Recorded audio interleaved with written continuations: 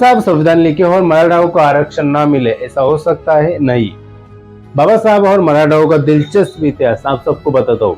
उससे पहले बहुजन समाज की आवाज को मजबूत बनाने के लिए प्लीज हमारे चैनल को सब्सक्राइब कर लीजिए। आपके सपोर्ट की बहुत ज्यादा जरूरत है। लेकिन सुबह सुबह की बात है, बाबा साहब संविधान का कच्चा मसूदा तैयार कर रहे होते हैं।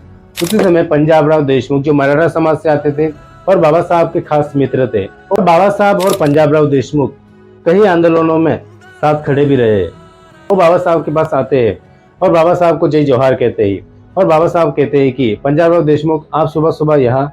तब पंजाबराव देशमुख कहते हैं कि बाबा साहब आपसे कुछ काम था।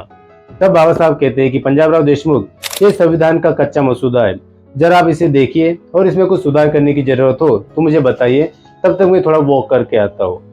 तब पंजाबराव देशमुख संविधान में देखते हैं कि बाबा साहब ने मेरे कहने से पहले ही मराठाओं के आरक्षण को संविधान में घटित कर दिया है। ये देखकर पंजाबराव देशमुख बहुत रोने लग जाते हैं। तभी बाबा साहब आते हैं, पंजाबराव से पूछते हैं, पंजाबराव देशमुख क्या हुआ, आप रो क्यों रहे हो? तब पंजाबराव देशमुख कहते हैं कि बाबा साहब आप धन्य हो, और धन्य है आपकी लेखनी। जो मैं सोच कर आया था वो आपने मेरे कहने से पहले ही आपने संविधान में घटित कर दिया। धन्य हो आप। बाबा साहब कहते हैं कि पंजाबराव देशमुख, ये तो मेरा फर्ज था, आज नहीं तो कल मराठा समाज को आरक्षण की जरूरत जरूर पड़ेगी।